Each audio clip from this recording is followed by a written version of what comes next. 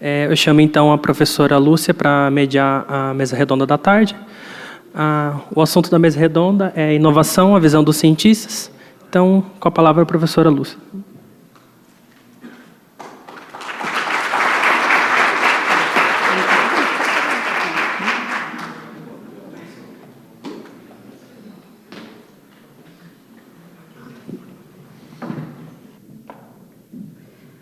Bom, boa tarde a todos. Então, vamos dar início à atividade, à mesa redonda, né? Que é inovação, a visão dos cientistas. E eu chamo para compor a mesa o professor, o pesquisador Diego Banes, do CECEM.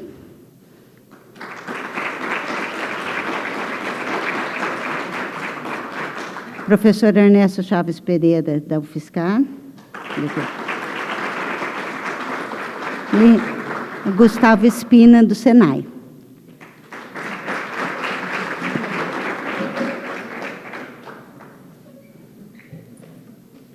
Eu vou pedir, inicialmente, que cada membro da mesa se apresente, fale 5 minutos sobre as atividades, para que a gente possa iniciar a mesa redonda com questionamentos e debates, tá bem? Isso, pessoal.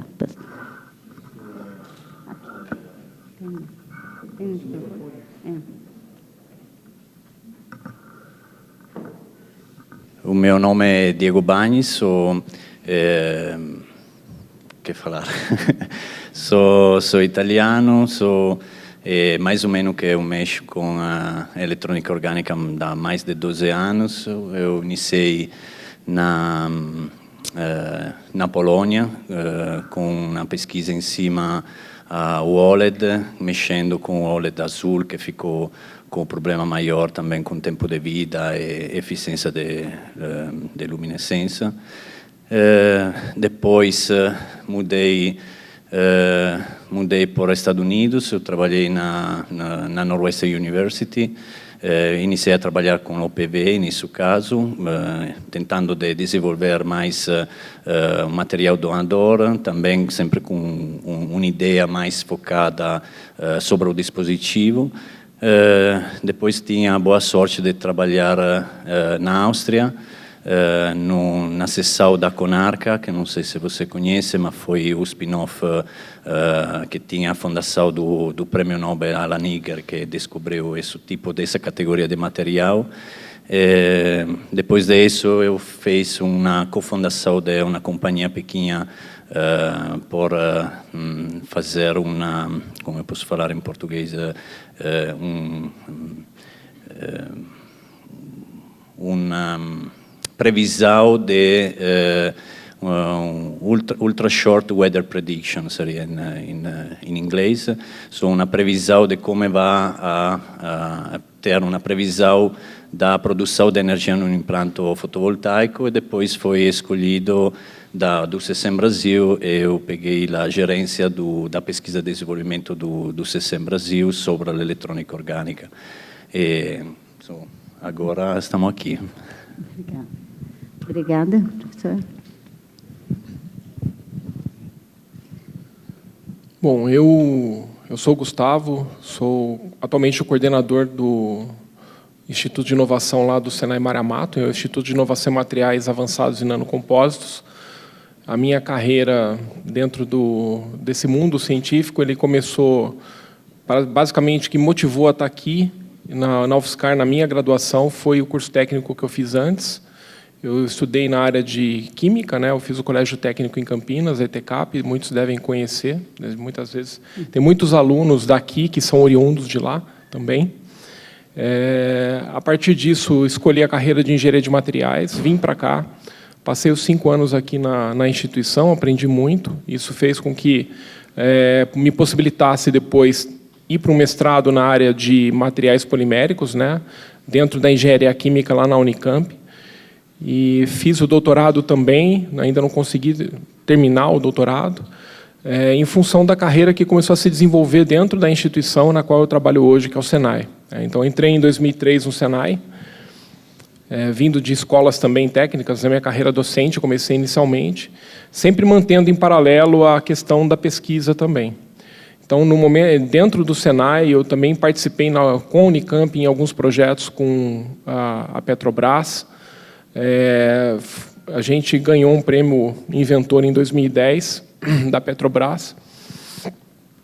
E dentro da carreira no Senai, na verdade, houve uma evolução, né? Eu passei pelos níveis de docência para os níveis de coordenação e atualmente tenho essa função dentro da instituição, que é uma função hoje pioneira. Eu fui o primeiro coordenador de tecnologia do Senai São Paulo.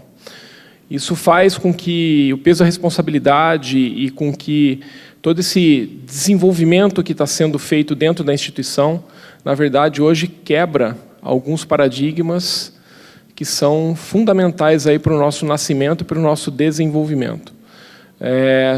Como eu citei na minha apresentação antes, nós temos aí uma forte vertente educacional, conhecidos demasiadamente por essa vertente. Só que, para que a gente continue existindo, nós precisamos fazer com que a indústria consiga existir também. E, para isso, a inovação tecnológica e o fomento nessa área é fundamental. Então, esse é o principal aspecto hoje e o principal desafio que nós temos na nossa carreira dentro do Senai São Paulo e também dentro do Senai Brasil, uma vez que esse programa também não é fomentado somente aqui no estado de São Paulo, mas em todas as unidades da federação.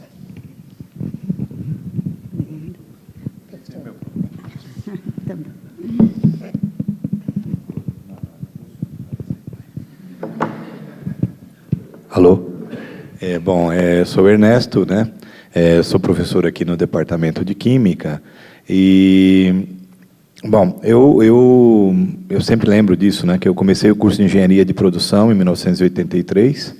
Tá? Lembro do Edson, de uma aula de Cálculo 1, também já do lado do FIBS, né? Naquela ocasião.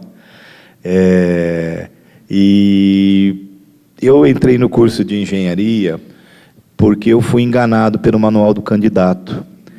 E eu queria muito não ter que assistir aula sentado numa sala, porque eu tinha lido logo antes uma reportagem sobre o que era ser cientista e como é que existia uma tal de iniciação científica que eu não tinha ideia do que era, mas que me impressionou muito. Ao final do meu primeiro semestre, eu fui procurar um lugar para fazer a tal da iniciação científica e o único professor que me aceitou foi o professor Bulhões, do Departamento de Química, bem longe da engenharia de produção. Bom, quando eu conheci ciência, aí eu me deslumbrei completamente, abandonei meu curso de engenharia de produção e fui fazer química, e aí eu acabei seguindo a carreira de cientista, né? Uma característica do professor Bulhões é que ele era um cara que pensava em muitas coisas, né? E isso eu aprendi. Então, eu tenho uma colaboração bastante intensa com meu amigo Adilson, que é um físico de caracterização magnética. Eu tenho uma outra colaboração bastante intensa com um amigo meu do IFISC, do Instituto de Física de São Carlos, que trabalha com tratamento de imagens, e a gente tem feito coisas bastante diferentes nesse sentido. Tenho uma colaboração com meu amigo Edson na parte de materiais, e eu fiz toda a minha formação em eletroquímica, né? Então, hoje eu não sou mais nem um eletroquímico, eu não sou um especialista em materiais magnéticos, nem em materiais e nem em tratamento de imagem. Mas eu consigo conversar com todas essas pessoas. E aqui a gente vem hoje para falar como é que um cientistão como eu me sinto não é que eu não me preocupo com o resto, não é isso, mas eu me sinto um cientista cujos interesses estão muito mais na pergunta do que na resposta que naquele momento a gente consegue dar. Porque as respostas, quando muda a tecnologia, quando muda a precisão dos equipamentos, a resposta muda junto. Mas as perguntas permanecem, tá? Porque o nível de conhecimento que a gente tem hoje é muito pequeno, né? Então, quando me convidaram para vir falar de inovação, a visão de cientista, o que eu gostaria de colocar em discussão é quais são os papéis dos diferentes atores. Então, a sensação que eu fico, a minha opinião pessoal sobre esse assunto, é que no Brasil a gente confunde o papel dos atores. Então, qual é o papel da universidade? Qual é o papel da agência de inovação dentro da universidade? Qual é o papel da pesquisa e desenvolvimento dentro da indústria ou dentro do centro de pesquisa? Na minha opinião, de novo, o grande papel da universidade é gerar gente com competência técnica para esses outros segmentos da sociedade. Eu não estou propondo nem dizendo que não se deve fazer o desenvolvimento de tecnologia dentro da universidade, mas eu acho que isso tem que ser bem cuidado, porque a ciência ela não tem prazo de finalização, que ela é um acúmulo contínuo de conhecimento, então não dá para falar que um dia a ciência acaba. Quer dizer, talvez no dia que o universo acabar, a ciência acaba junto, mas isso pode ser uma discussão ainda, porque tem que ver em quantos universos nós estamos falando, né? E não dá para dar preço naquilo que se faz de ciência. Agora, a tecnologia já é muito diferente, né? A tecnologia eu tenho que perguntar a quem interessa, quanto essa pessoa está disposta a pagar, e quais são as consequências do desenvolvimento, da implementação de uma nova tecnologia. E aí eu acho importante a separação dos atores, ou a definição das funções dos diferentes atores. E, falando nesse sentido, eu concordo plenamente com o que o Marco falou, que o grande problema hoje, na minha opinião, no Brasil, não é falta de qualidade, é falta de massa crítica, de profissionais altamente qualificados, com nível de doutorado. Por que o nível de doutorado?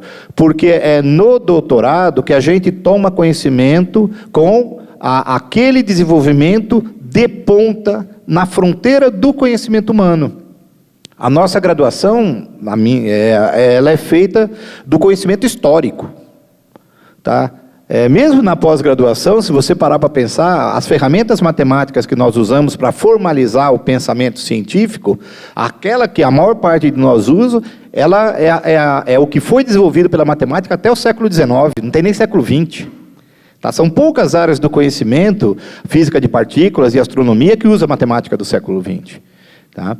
Então, a gente toma conhecimento, toma contato com o conhecimento de ponta na pós-graduação. E aí, com esse conhecimento, com essa formação de resolvedor de problemas, também fica fácil transpor e para o setor de desenvolvimento de tecnologias e inovação no setor produtivo.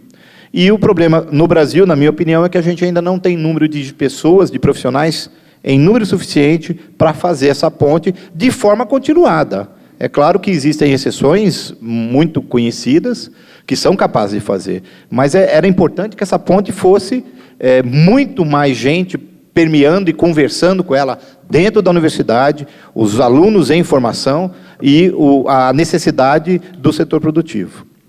Então, esses são para iniciar uma conversa sobre esse assunto, na minha opinião.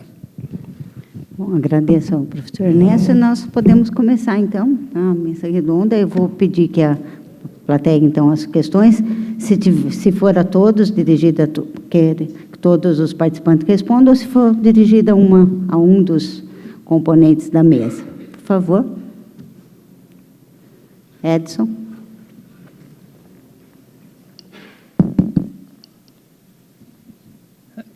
Primeiro, eu gostei de ouvir que o Ernesto não é mais eletroquímico, né? Cara, é tão difícil você ter a benção de um eletroquímico, um eletroquímico de cadeira, desiste de ser. É uma revolução, é uma inovação já, cara. Já fiquei contente, cara. Nossa, né? Certo? Porque para ser eletroquímico você tem que ser benzido, né, cara? Você sabe disso, não é? Não deixo, né? Mas, vendo as apresentações de hoje, e até o tema de inovação, a visão dos cientistas, etc., na realidade, se você for pensar o que é ser hoje líder de grupo de pesquisa, ele tem que inovar. A palestra, a definição de inovação é exatamente isso, não precisa ter dinheiro envolvido. Você precisa fazer alguma coisa diferente, com um benefício. Então, eu acho que você ser líder de grupo hoje demanda você fazer inovação. Fazer inovação na forma de administrar o grupo, de colocar as ideias, sabe? Quer dizer, achar as ferramentas adequadas para motivar os alunos, né? Queria saber a opinião geral assim, de vocês sobre se essa visão é certa ou se... quer dizer, qual a visão de vocês sobre a inovação dentro da ciência, né? Pode ser qualquer um dos. Até a Lúcia.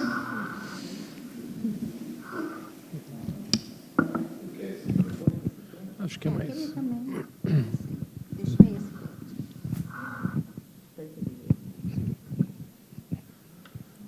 Bom, nós como Senai, extremamente recentes dentro desse universo, né?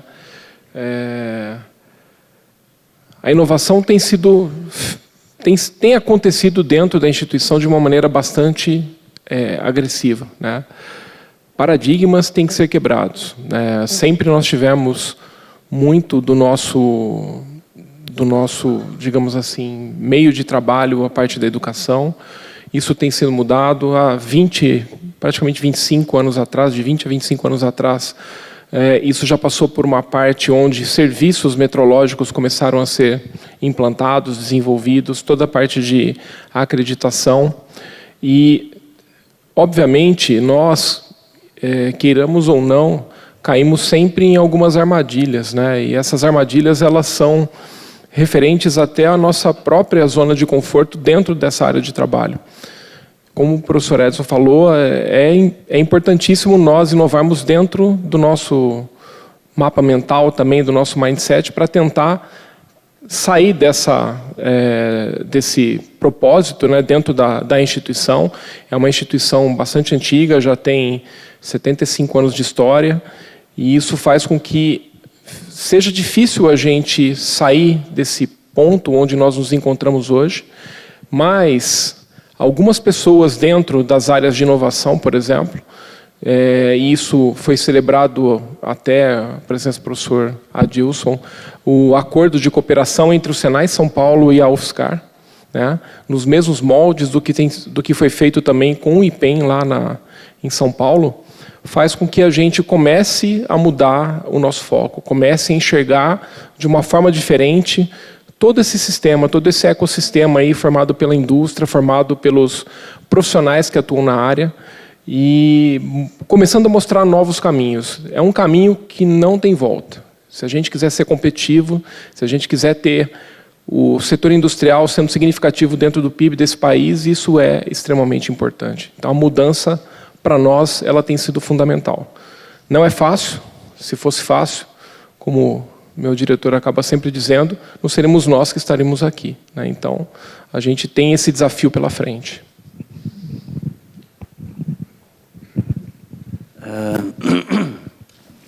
Com certeza, l'inovação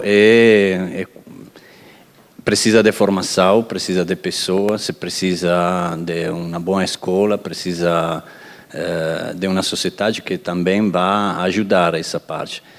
Eu acho que mais no específico na pesquisa, no desenvolvimento,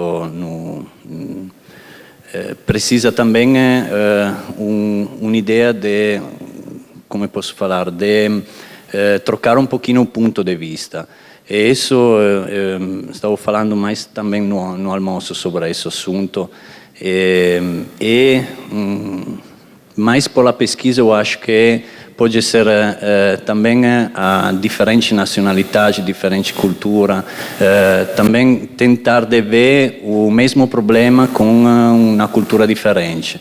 Por que eu falo isso? Que nisso é muito bom ter, por exemplo, no grupo, no time, pessoa com ideia diferente.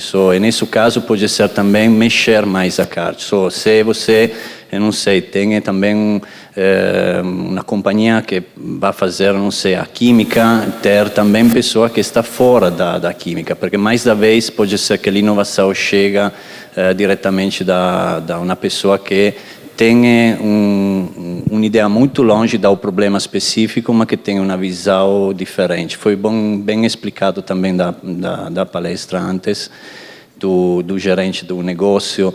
E no mesmo tempo, claro que isso pode ser também uma incentivação para a pessoa de ficar em um país diferente, de ter uma cultura diferente, ver o mundo da um ponto de vista diferente. Isso indiretamente vai ajudar também o tipo de inovação, que pode ser algum produto, não tem especificação nesse caso.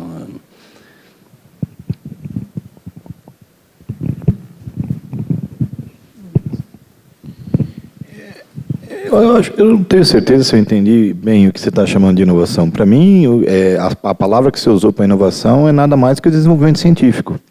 Quer dizer, a busca de novo conhecimento, inclusive gerencial, faz parte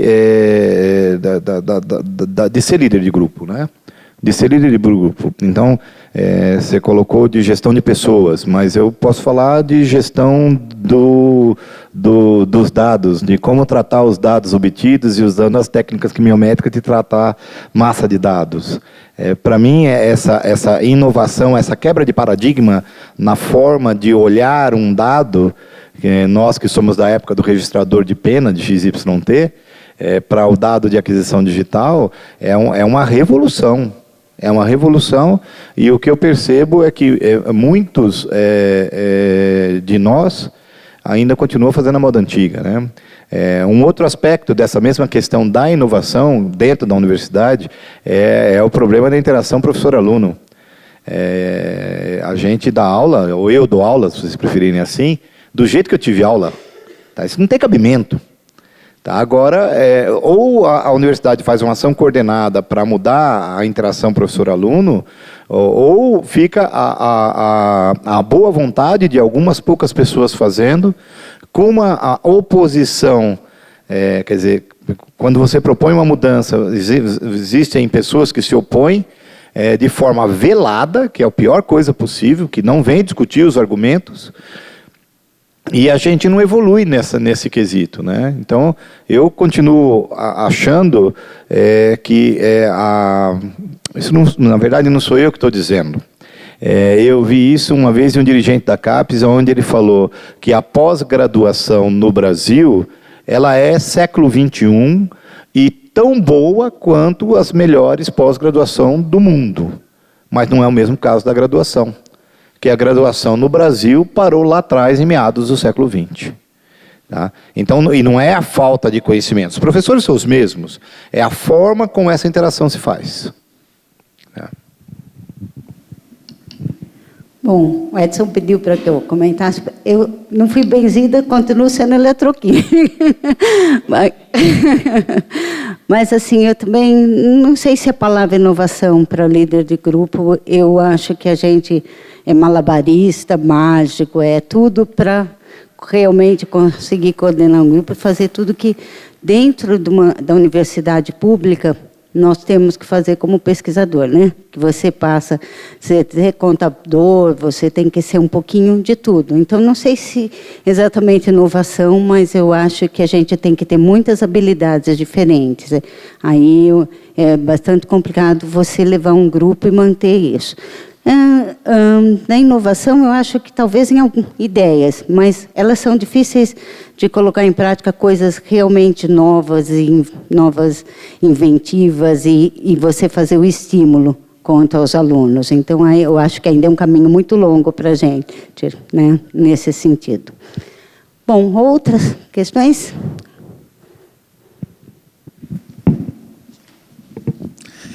Boa tarde a todos. Eu queria fazer duas questões aí para a mesa, para pensar um pouquinho. Primeiro, pensando especificamente na questão da visão dos cientistas, eu vou relatar rapidamente uma situação onde 3 cientistas, em 3 países diferentes, descobrem um mesmo novo fenômeno físico. Um deles percebe que aquele fenômeno físico pode virar uma inovação tecnológica, faz uma patente, certo? E outros 2 olham mais para o problema do ponto de vista básico e resolvem e ganham o prêmio Nobel pela descoberta daquele fenômeno físico. Eu estou me referindo ao fenômeno físico chamado magneto-resistência gigante. Foi descoberto em 1986 por um grupo na França, o grupo do professor Albert Fert, no qual, na época, trabalhava um pesquisador brasileiro, Mário Baibich. Ele é o primeiro autor do artigo do Physical Review Letters, que relata a observação desse fenômeno. O Peter Grunberg, na Alemanha, observou o fenômeno também na mesma época, certo? E o Stuart Parkin, nos Estados Unidos, na época na Universidade da Califórnia, também observou o mesmo fenômeno, certo? Peter Grunberg e Albert Fert ganharam o Prêmio Nobel de Física em 2008 por essa descoberta. Essa descoberta permitiu, na época que o Stuart Parkin faz a patente disso, vai trabalhar na IBM e desenvolve as cabeças leitoras de todos os discos rígidos que a gente tem até hoje, certo? Então, aquilo que tinha uma capacidade de 500 megabytes, 2 gigabytes, pulou para 500, 1 tera, etc., por causa dessa revolução da observação. Então, os três observaram o fenômeno físico mais ou menos na mesma época. Um percebeu que aquilo podia virar uma inovação tecnológica, sensor magnético, e outros foram estudar isso do ponto de vista físico. Minha pergunta é para vocês: quantas vezes a gente não topa com uma coisa desse tipo e o nosso, talvez, desejo de ser cientista, descobrir o fundo das coisas, muitas vezes faz com que a gente não perceba, olha, isso aqui pode, mais do que ser um problema muito interessante para resolver, pode também ser uma revolução tecnológica, como foi essa questão desse fenômeno físico.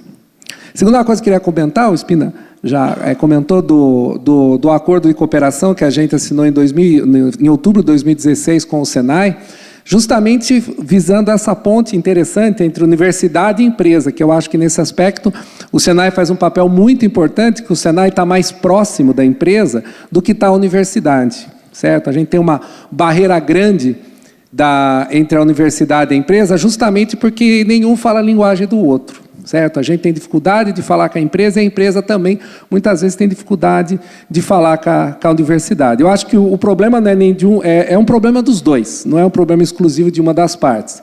Porque quem está lá na empresa, afinal de contas, um dia foi formado aqui nas universidades, né? Então, será que a gente passa para aquele que a gente formou na universidade a essa visão de que a universidade, sim, tem essa capacidade instalada, tem uma inteligência coletiva muito grande, que ela pode ser chamada a resolver os grandes desafios que a gente tem, não só em pequena escala na indústria, mas como no país como um todo. Talvez aí falte uma coordenação global do país de colocar os desafios, né? Quando a gente vê os editais, etc., vão para aquelas coisas extremamente genéricas, né? Energia, sustentabilidade, etc. São grandes desafios, mas são problemas extremamente amplos. Será que ações mais diretas em problemas específicos, olha, precisamos resolver o problema X, por exemplo, como foi o caso da Xilela há uns 20 anos atrás, a FAPESP, vamos fazer o genoma da Xilela, que é uma coisa que tem um problema de aplicação tecnológica imediata, porque isso tem um impacto na indústria que produz a laranja.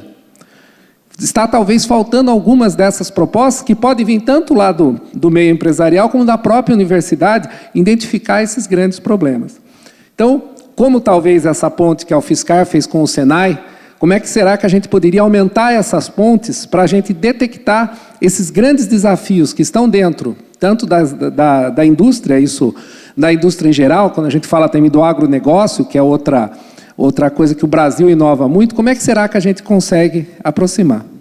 E voltando à primeira pergunta, quando será que a gente consegue perceber que aquilo que a gente está fazendo pode ser talvez uma grande revolução?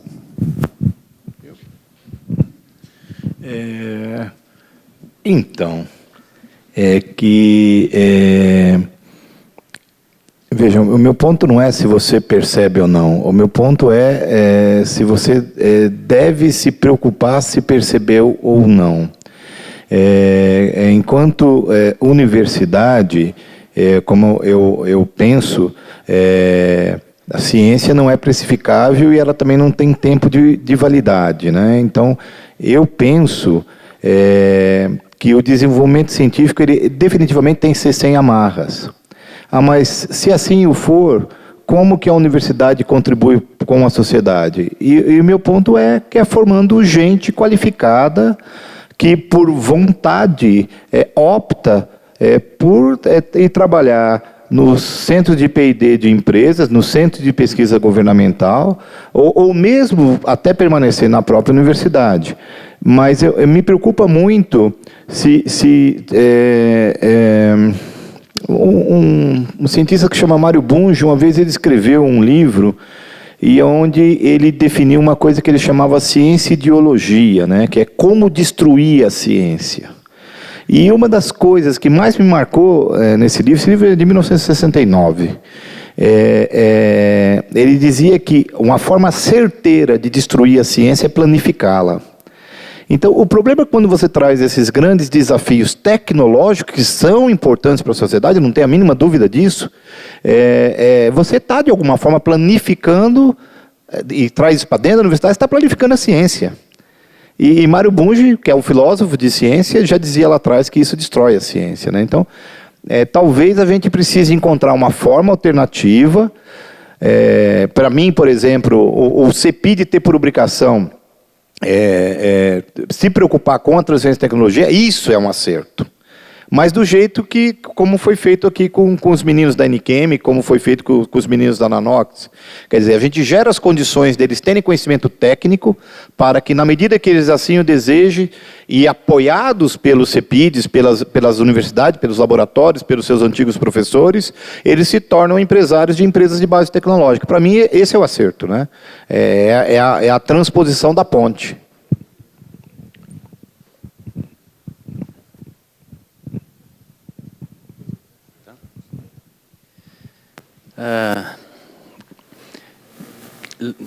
L'anno passato, só por deixar um exemplo para o conceito que eu gostaria de falar, é verdade que não tem muita comunicação com universidade e empresa. Eu tentei deixar também um gráfico essa manhã, onde tem toda uma pesquisa, uma maior quantidade de dinheiro, mais na pesquisa de base, não na academia,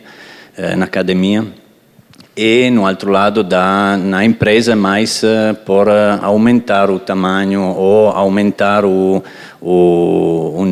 l'inovação diretamente no produto, mas não mexer muito na pesquisa de base porque gasta muito dinheiro e só isso está na cabeça de deixar mais por l'universidade. Nesse caso, claro que tem um buraco nesse lugar e tem essa falta de comunicação que o professor Leite falou também na palestra antes.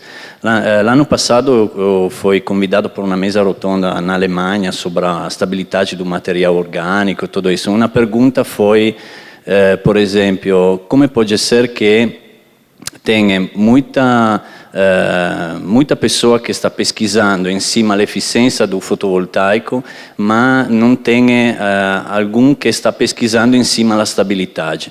A minha resposta foi muito simples, porque por tentar descobrir um novo tipo de material e demonstrar que esse material funciona, em 2 dias você pode fazer um dispositivo, tem um resultado e pode fazer uma publicação. Isso faz muito sentido por l'universidade, porque nesse caso a universidade vai viver com a publicação.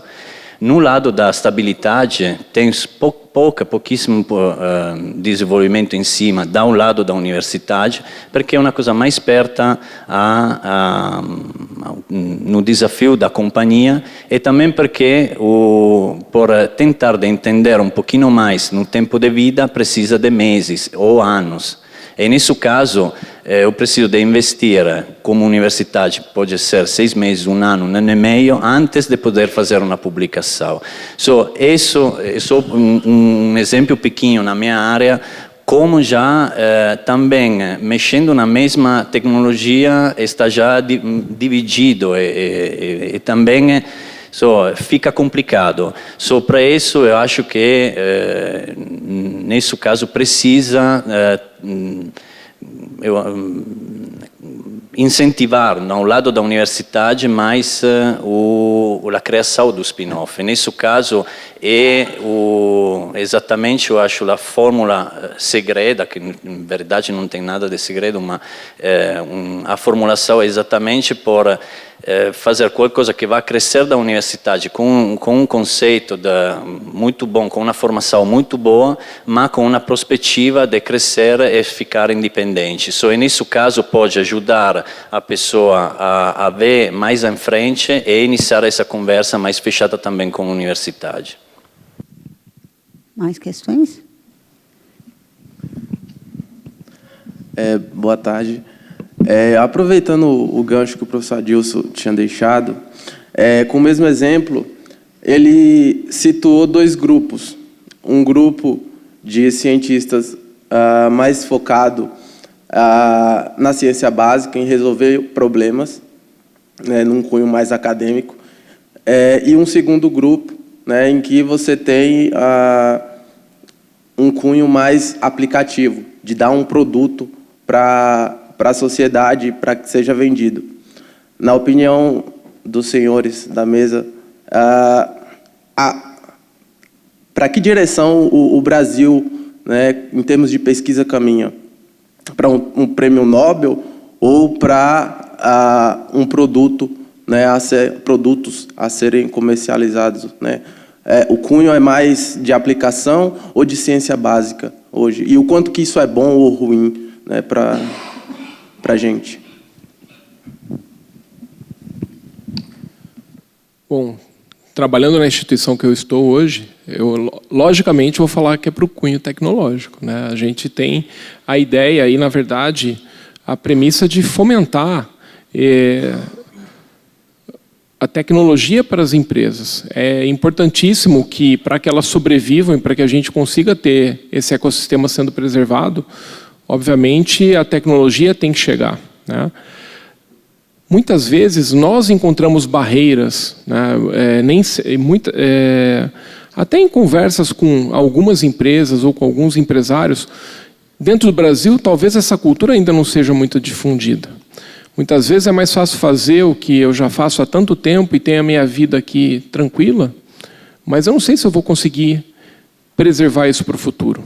Então a gente encontra também barreiras, não pensem que é só nessa relação que existe entre uns e outros, mas também nos nossos próprios clientes. E talvez um trabalho que seja muito interessante, é aquilo que a gente busca hoje, é mostrar que isso vai fazer a diferença. E é acreditar que isso pode fazer a diferença. Então, é fundamental que isso tenha que ser mostrado para a sociedade. É uma pergunta interessante, porque é claro que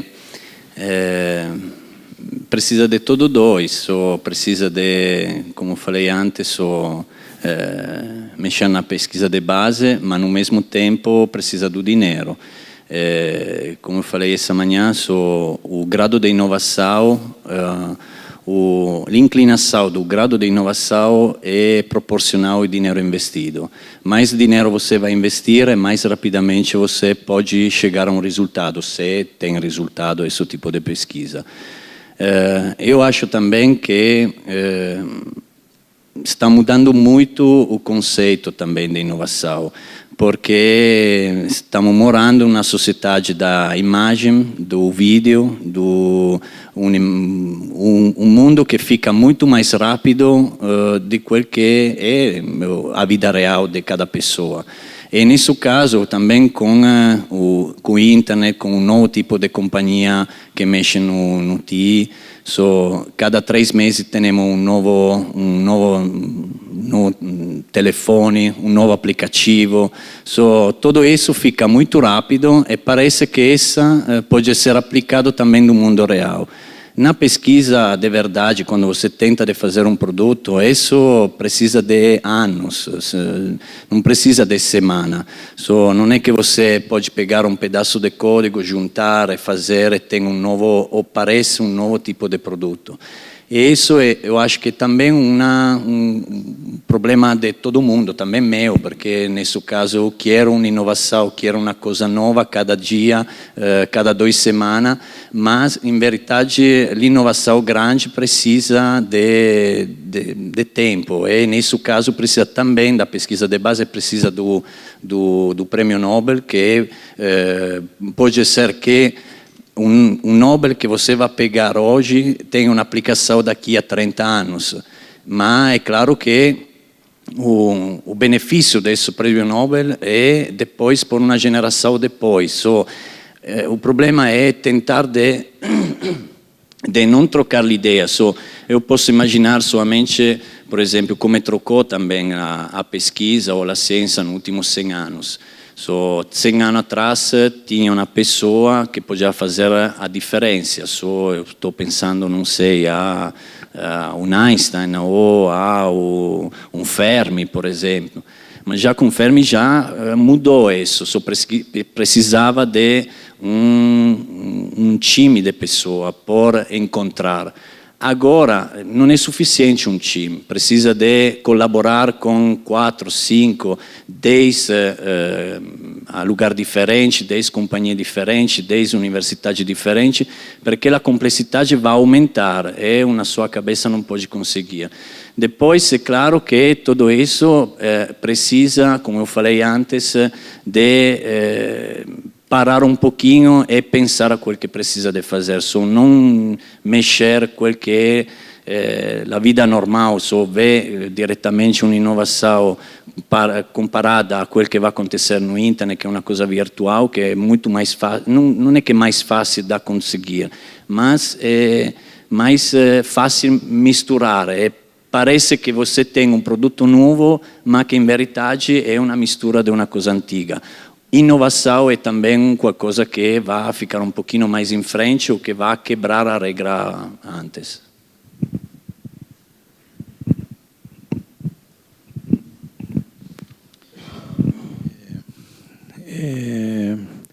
Eu sou mais pessimista. Eu acho que a gente caminha para o fim da ciência e para o fim da tecnologia, que é uma consequência.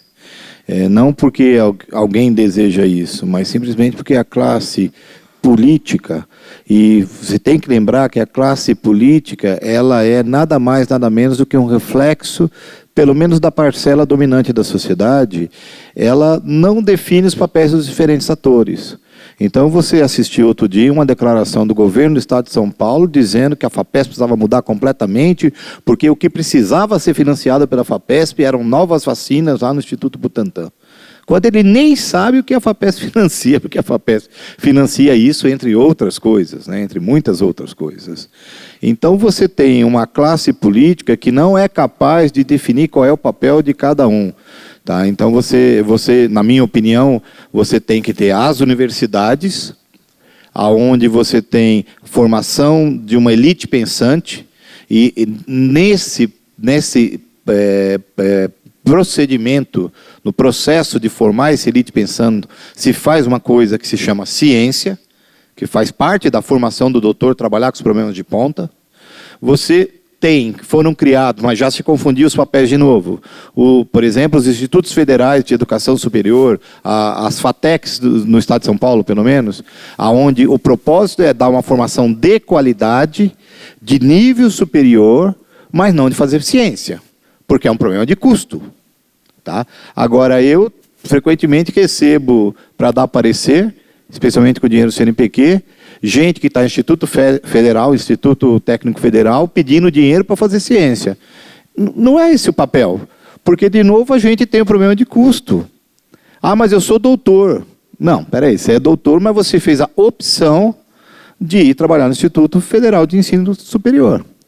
Bom, você tem gente em centro de pesquisa que quer orientar alunos. Peraí, mas esse era o papel do centro de pesquisa? O centro de pesquisa está para desenvolver justamente tecnologias aplicadas para um determinado segmento do conhecimento, para desenvolver as parcerias, né?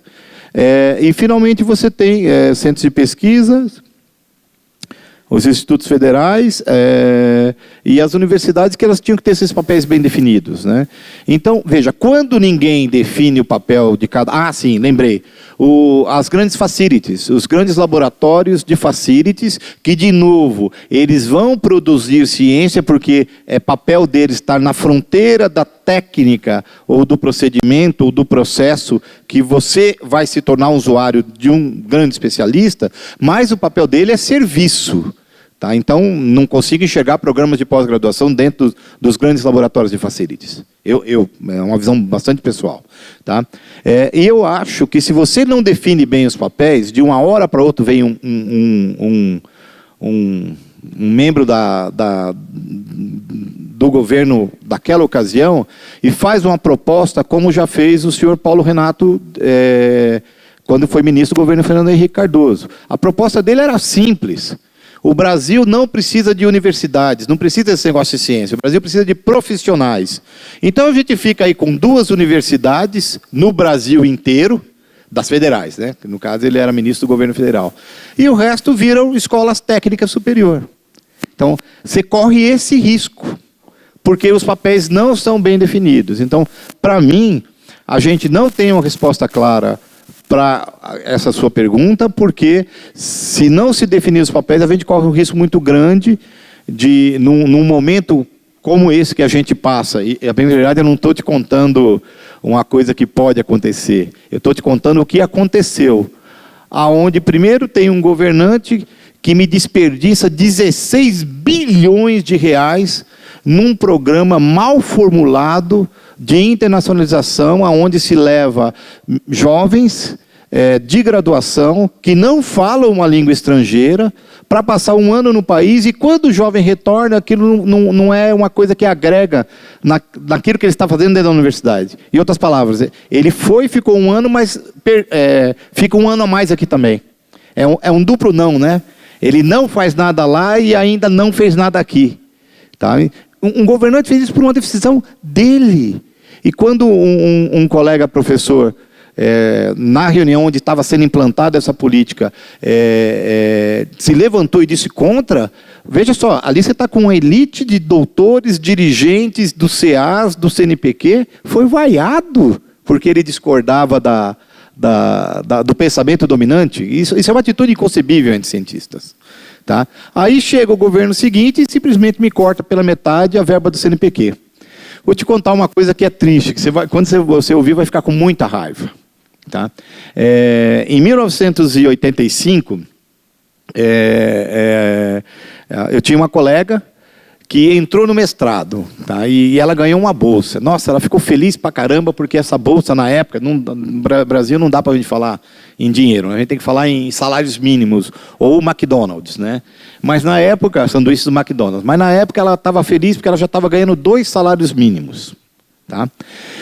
Um mês depois, o governo federal baixou uma regra que mudou a forma como seriam pagas as bolsas de pós-graduação de mestrado. E ela passou a ganhar, de um mês para o outro, 8 salários mínimos.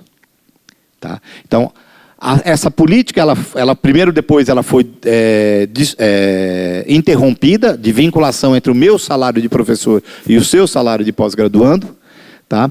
E hoje a gente está exatamente como a gente estava naquela época, aonde, na verdade, pior ainda, aonde a bolsa de mestrado hoje não dá 2 salários mínimos, é um salário mínimo e meio. Com um salário mínimo e meio, eu não consigo atrair muitos jovens para fazer pós-graduação. Então, isso já é uma política destrutiva.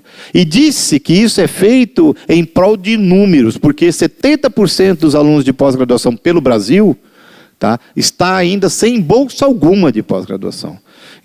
Então é a falta de política, né? Então eu não consigo ver desenvolvimento científico sem pós-graduação, sem doutores, tá? E nem desenvolvimento tecnológico sem doutores, e não consigo ver uma política clara de que essas coisas são prioridades para os...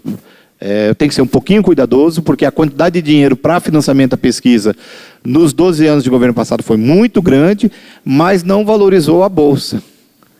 Tá? Então a gente não tem um sistema que ainda está em equilíbrio, né? Em regime, é melhor do que equilíbrio, em regime. Mais questões? Bom, mudando um pouco para recursos humanos, assim, né? A gente fala um pouco em relação ao dinheiro, mudando um pouco para recursos humanos, que características vocês podem falar para a gente que consideram importantes para uma pessoa que vai trabalhar nessa área de inovação? Características pessoais, assim mesmo. Olha, cara, a pergunta é muito boa. Eu acho que o mais importante para quem quer sair dessa vida confortável de professor universitário, ou que termina o doutorado e a carreira mais provável é de professor universitário, é justamente o desejo de sair da zona de conforto. É não ter medo de arriscar, não ter medo, porque, veja só, é interessante isso, você é treinado para resolver problema, mas o dia que alguém fala, olha, você pode em algum momento passar uma dificuldade financeira, aí já não são muitos de nós que aceitam este desafio, entende?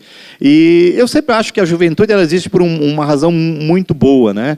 Ela existe para que a humanidade evolua, porque o jovem faz umas loucuras, que quando você, bem mais maduro, pensa, fala, puxa, eu hoje não faria mais isso, né? Então eu acho que a característica principal, não te falta conhecimento técnico, não te falta a capacidade de aprender novos conhecimentos técnicos, Tá? Então o necessário, aquilo que ainda falta, é realmente esse não ter medo de correr riscos.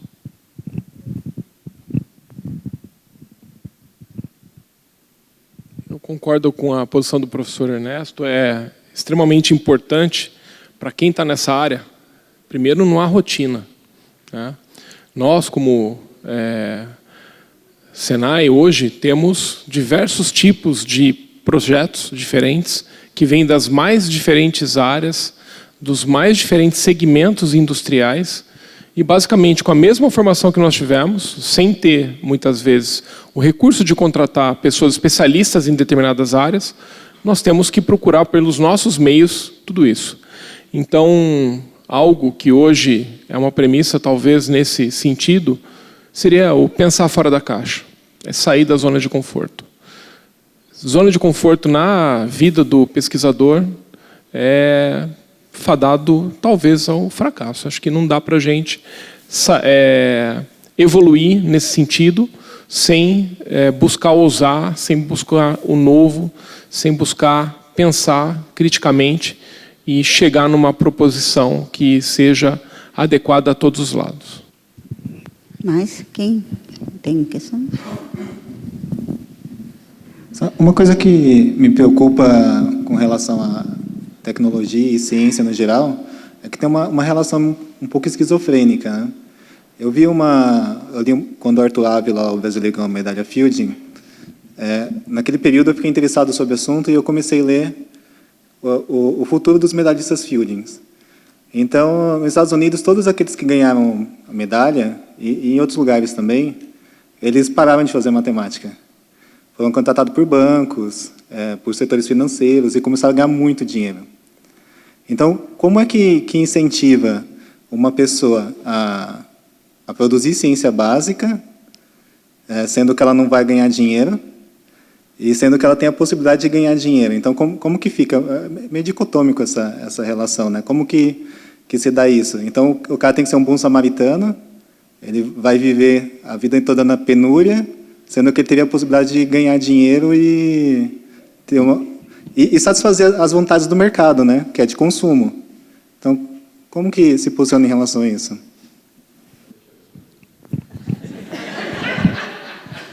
Não, porque primeiro precisa definir, gente, é o seguinte, salário de professor no Brasil é tão bom quanto em qualquer lugar do mundo, tá? Professor universitário, não estou falando de professor de primeiro e segundo grau, tá? A gente ganha muito bem. E vou te dizer mais, olha, quem não ganha, aspas, bem, é porque o mercado, naquele momento, para aquele setor de profissão, paga mais. Então, colocando isso, há 3 anos atrás, um aluno de graduação meu do curso de Engenharia Química saiu recém-formado, ganhando R$ 6.500 mais benefícios. Isso é salário inicial de professor com doutorado na universidade. Agora, químico, físico, sociólogo, uma série de profissões que não têm muito valor de mercado, não dá para reclamar que ganha pouco.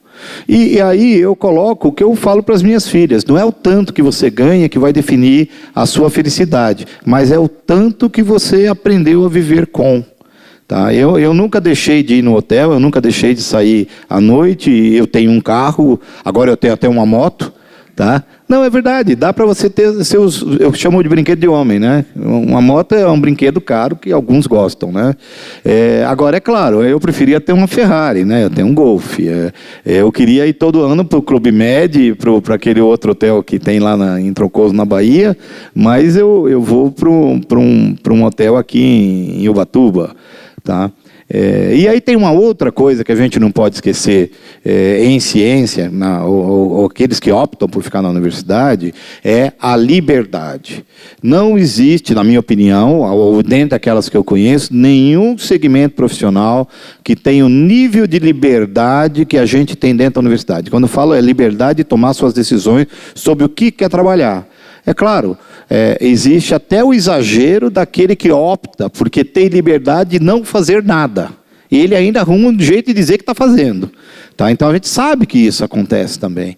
Mas você tem aqueles que querem, aqueles que são bem intencionados, têm a liberdade de trocar de tema. Né? Então quando o meu amigo ali veio me dizer que eu não estou me definindo eletroquímico, é porque, a bem da verdade, eu me transformei ao longo da vida, justamente pela colaboração com a Lúcia, com o Adilson, com o Edson, com o Elson, com os meus amigos da física, com os meus amigos da matemática. Eu só trabalho com os meus amigos, né?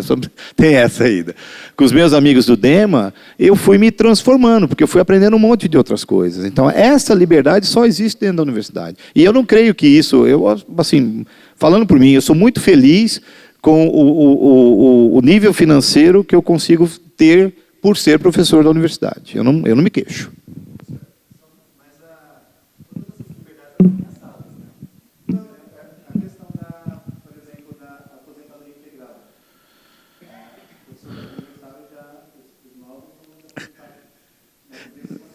Não, mas espere um pouquinho.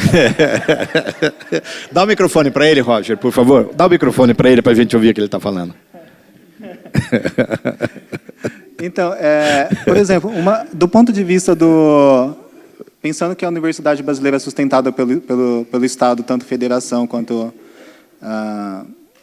o Estado de São Paulo, em nosso caso aqui, ela não gera o dinheiro, né, que essas novas políticas acham que deveria gerar. E aí a universidade começa a ser um problema para a sociedade, porque a sociedade acredita que a universidade gasta demais e retorna pouco. Não, então, é um problema de falta de marketing aí. Não é um problema de gastar demais ou gastar de menos. É um problema de como que a universidade se posiciona perante a sociedade.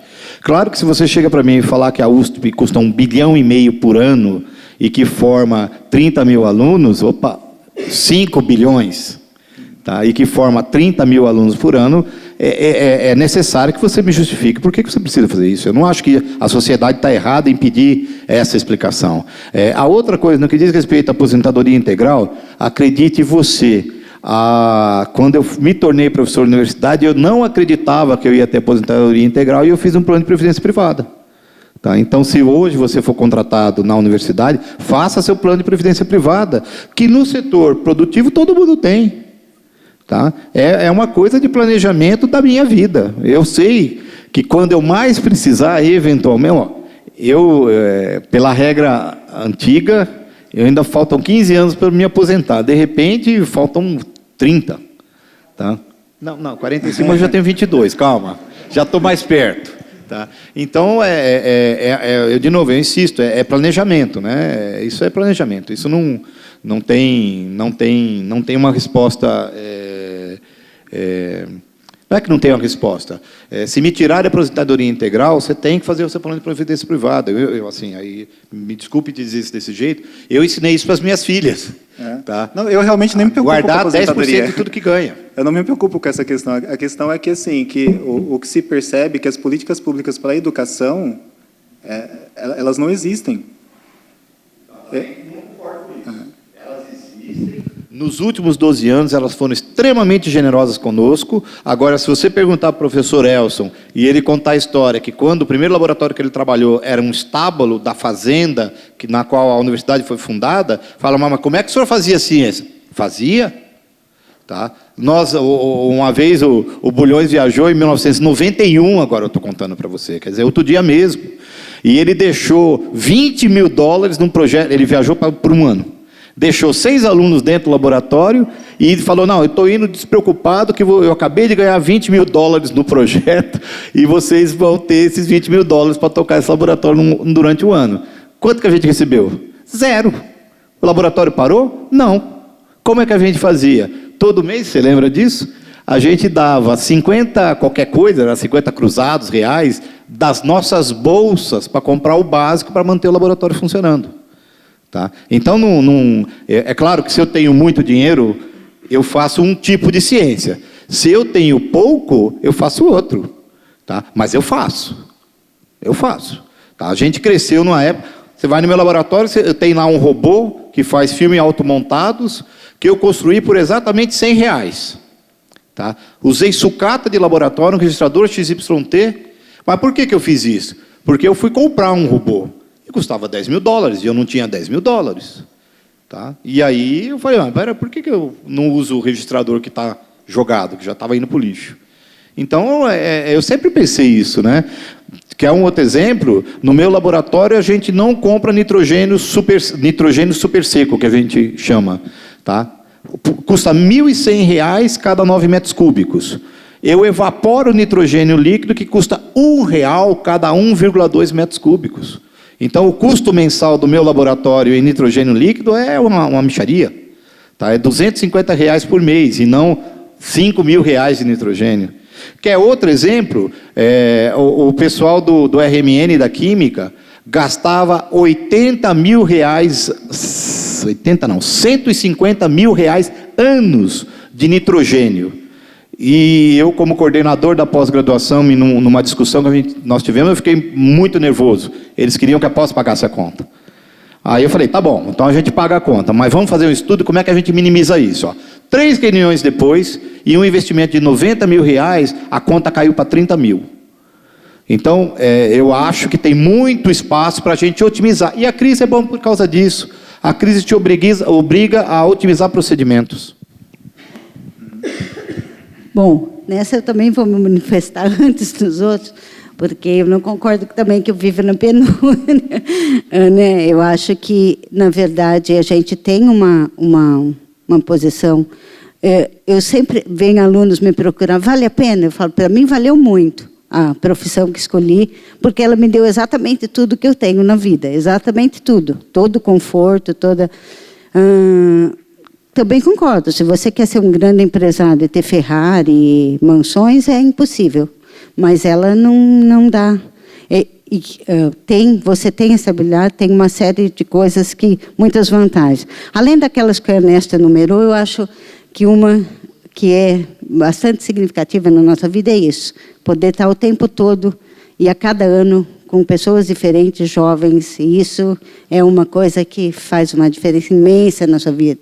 Todo ano você ter pessoas e jovens ao seu redor o tempo todo. Então, isso te estimula muito, te estimula todo o tempo. Você buscar coisas para resolver, discutir, sabe? Você tem que se renovar a cada dia. Então, você vê uma pessoa como o Dalcânio, 82 anos, que veio comigo essa semana fazer um planejamento para uns alunos que ele vai pegar para os próximos 7 anos, né, entre mestrado e doutorado. Então, alguma pessoa com 82 anos, aposentada há 12, que está planejando os próximos 7 anos, quais as atividades que ele vai ter com o aluno. Quanto a não ter políticas educacionais públicas, nós temos. Talvez elas sejam mal gerenciadas, administradas em alguns aspectos, mas nós temos políticas que não existem em lugar nenhum no mundo. Uma pós-graduação gratuita não existe em outro país no mundo, seja na América Latina, seja na Europa, seja em qualquer lugar, né? Na Inglaterra, você paga 18 mil pounds por ano para fazer um doutorado. Você paga 8 mil pounds para fazer uma graduação. Na Colômbia, você paga para fazer... Não existem bolsas. Quanto à aposentadoria integral, na Europa, nenhum professor tem aposentadoria integral e nunca terá. Bom, ele não tem nem sequer um lugar fixo por um concurso. Ele demora anos e anos e anos. Nos Estados Unidos, a mesma coisa. Então, nós temos, talvez, não haja um bom gerenciamento, uma boa distribuição e não haja uma cobrança de retorno. Como o Ernesto falou, a gente se dá o privilégio de fazer muito ou nada. Esse acho que é um dos grandes problemas.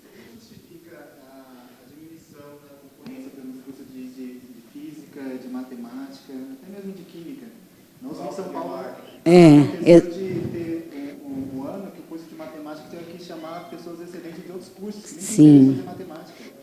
Esse é um problema do ensino. Eu vejo isso como um problema de ensino básico, ensino fundamental, de como é dado esse curso.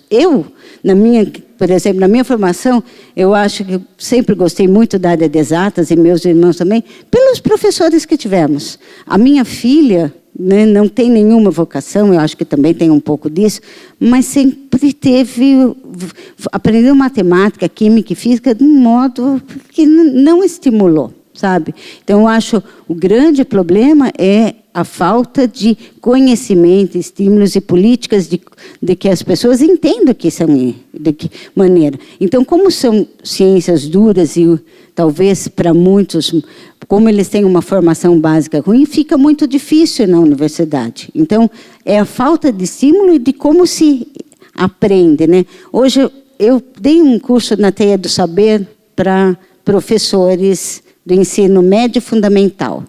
Na minha sala tinha professores, 25 professores do ensino básico e 25 professores do ensino fundamental e 25 professores do ensino médio. E era para química, eu dava química, né? Formação de professores no final de semana. De todos esses, havia 2 químicos. Todos os outros eram formados em ciências biológicas. E eles davam aula de química, física e matemática.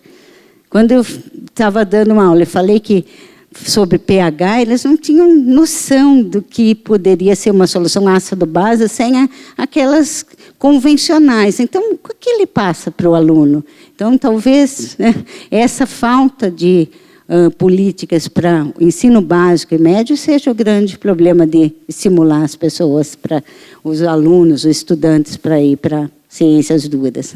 Não acho que seja depois pensando no mercado, não, né, porque vai ter tanto químico, físico, matemática que pode trabalhar em grande empresa também. Mas, tá. Bom, com relação a essa questão, sempre fui questionado por muitos dos meus colegas em falar o seguinte: pô, você era um cara que tinha todo o potencial de estar em uma grande empresa, de estar trabalhando, ganhando muito mais do que você ganha hoje, empregado. Mas será que é isso que eu quero para a minha vida? Eu sou engenheiro de materiais. Entretanto, eu sou docente. E eu não largo a docência de maneira nenhuma. Hoje eu trabalho de uma forma voltada para a parte de gestão, né? Eu coordeno um instituto. Entretanto, dentro da minha concepção de vida, a docência sempre foi o que eu mais gostei de fazer. E mesmo vindo ser engenheiro, antes de sair daqui, eu já sabia o que eu queria para a minha vida futura. E acho que o segredo disso que nós temos é fazer o que nós gostamos, né?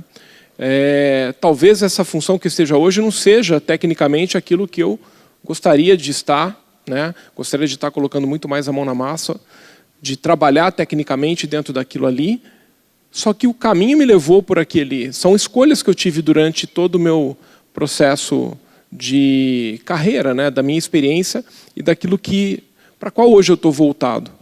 Mas nós nos adaptamos também a essas realidades.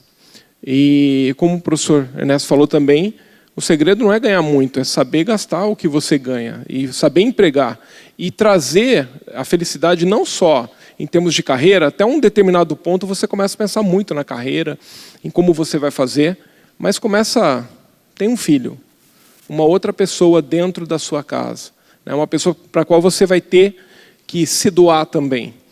Às vezes a felicidade não está apenas nessa carreira de gestão, onde você vai evoluir a ponto de ganhar muito mais do que aquilo que você tem, né?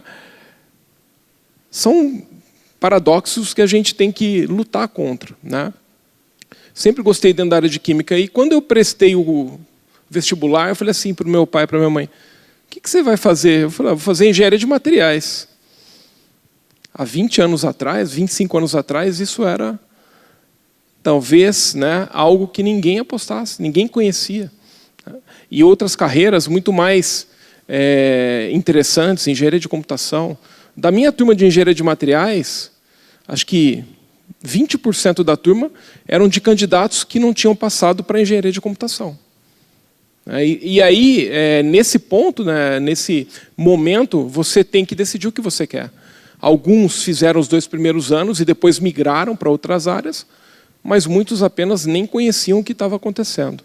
E aí, grande parte desses alunos continuaram na carreira e hoje são aí pessoas que estão dentro do mercado, estão trabalhando, estão desenvolvendo aí novas tecnologias ou gerenciando o processo. Então, as escolhas elas vão te levando por esses caminhos. Com relação à aposentadoria, é um direito que a gente tem, é uma oportunidade. Mas quem aqui hoje consegue viver somente com isso? Eu acho que, em momento algum, eu conseguiria parar, estou falando uma opinião pessoal, né? Mas eu conseguiria parar e não fazer mais absolutamente nada. Sempre tem alguma coisa para contribuir, né? E isso eu sempre vi bastante nos meus mestres, em todas as pessoas pelas quais eu passei aí dentro da universidade. E quanto mais experiente, mais valioso fica o conhecimento também. Então, em todo esse momento, acho que são escolhas que nós fazemos. Então, sim. A ideia é a seguinte, o que eu citei são dados. O mundo todo tem problemas com a relação da área de exatas, porque o apelo não é o suficiente numa sociedade de consumo, a retribuição, a remuneração não é o suficiente, pelo menos é o que se justifica nos Estados Unidos, por exemplo, é o que justifica o pessoal que sair dessa área, de escolher o sistema financeiro, por exemplo.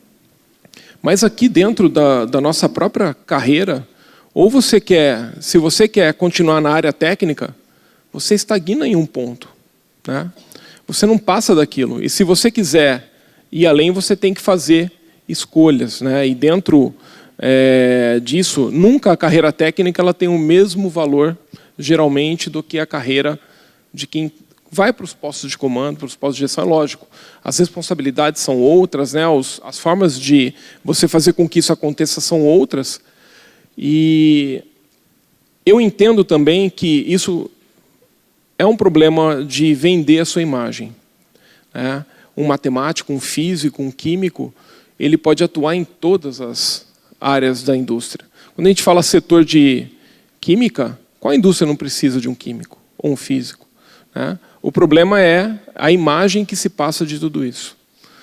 Quando você passa, por exemplo, pela área acadêmica, escola de nível fundamental ou escola de nível médio, muitas vezes você não tem o estímulo daqueles docentes para mostrar o quanto é interessante aquilo. E se você não procura por razões próprias isso, fica difícil de você conseguir pensar numa formação dessa pessoa de acordo com essas áreas.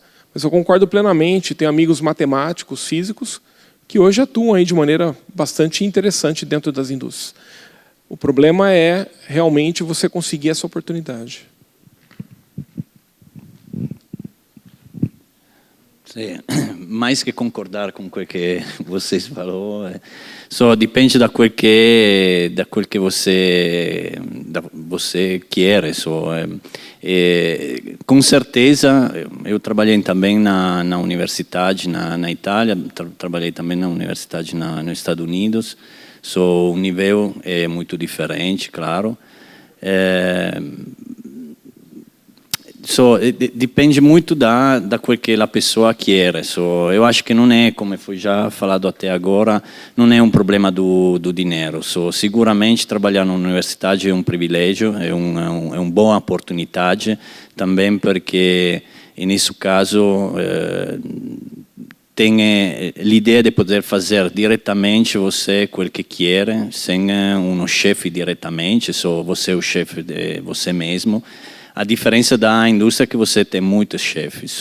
Nesse caso, tem o chefe em cima, tem o chefe que é um investidor, tem o consumidor, tem o público. É claro que também esse nível de estresse é diferente. Isso pode ser também uma diferença muito grande, é também que com a pesquisa de base você precisa de mais tempo, precisa de uma cabeça mais livre nesse caso, a diferença que pode ser de uma pesquisa mais aplicada que precisa de correr muito mais rápido, porque mais você chega em uma solução, mais dinheiro pode atrair novamente e reinvestir novamente. Mas são dois lugares diferentes que, como eu falei já antes, um precede do outro. Não é que um é melhor ou o outro é pior. E nesse caso, também o dinheiro é só uma componente da vida. Eu acho que a palavra melhor que foi falada é o nível da liberdade que a pessoa quer. Verdade também que não toda pessoa pode chegar a chegar a professora, só nisso o lugar são muito limitado. Eu acho que a pergunta maior não é o ganho do professor, mas é o ganho do pesquisador. Só nesse caso é o ponto fundamental, porque é seguro que como chefe de departamento pode encontrar um salário muito bom. Eu acho que pode ser o problema mais embaixo, que nesse caso, se você acha que pode ser uma via trabalhar na universidade, precisa ao lado da política deixar e ajudar mais num nível um pouquinho mais baixo e atrair mais pessoas, porque a maior parte da pessoa, eu vejo também na Itália, mas também em outro lugar, na Polônia, por exemplo, também, a pessoa mais boa vai tentar de sair da universidade exatamente porque pode ganhar muito mais. Mas isso é muito relacionado à pessoa. Não sei se eu respondi à sua pergunta diretamente.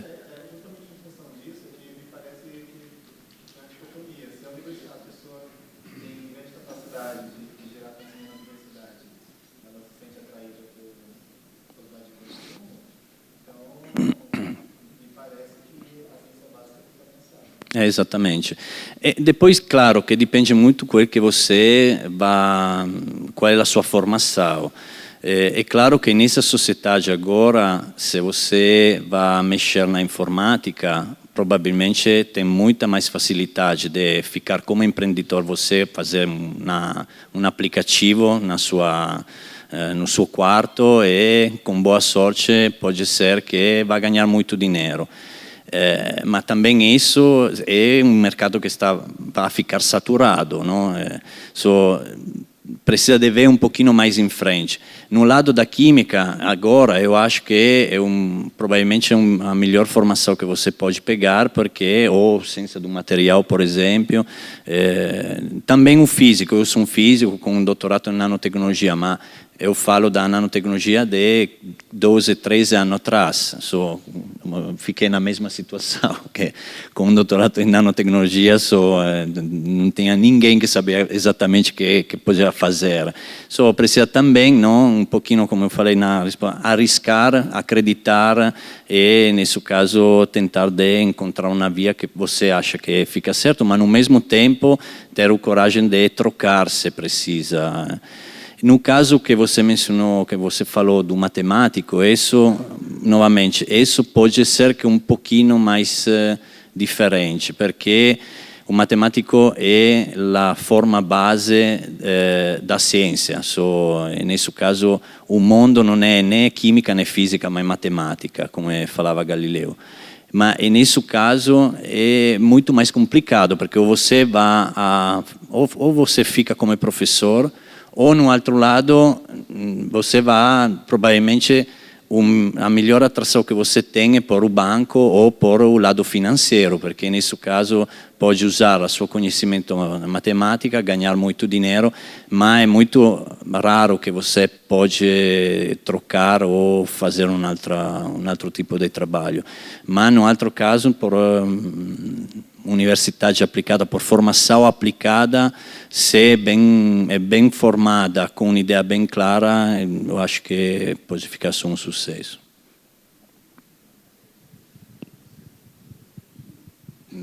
Foi mais ou menos.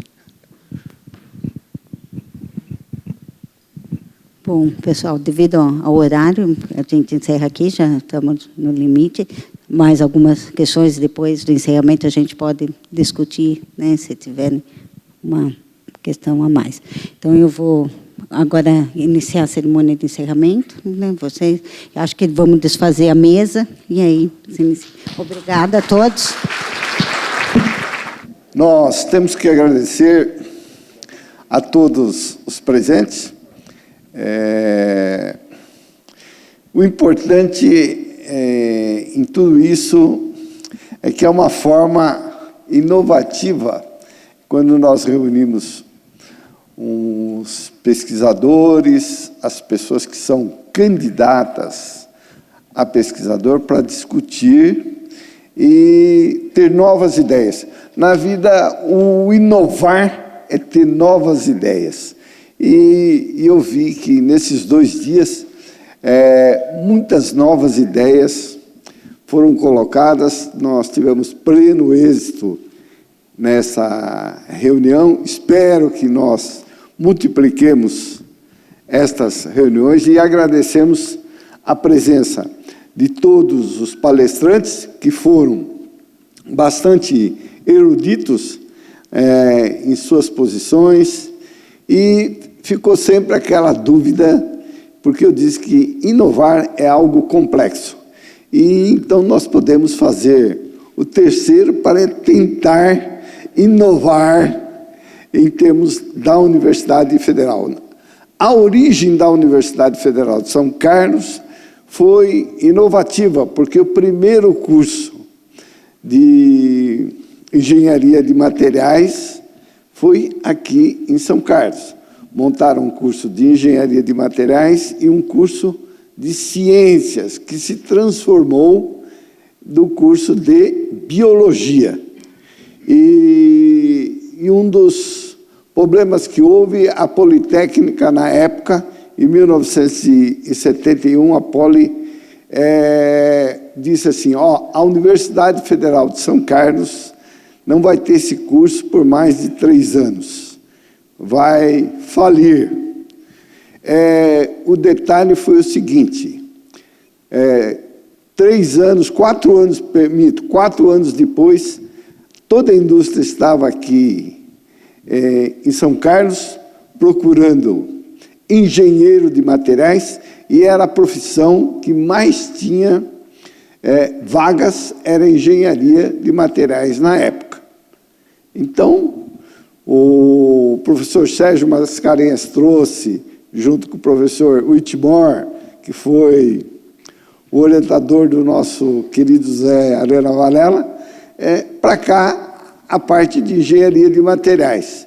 E o engenheiro de materiais, como foi colocado aqui hoje de forma muito clara, é muito importante para todas a ciência que nós temos. Muito obrigado, agradeço a presença de todos. E até a próxima oportunidade.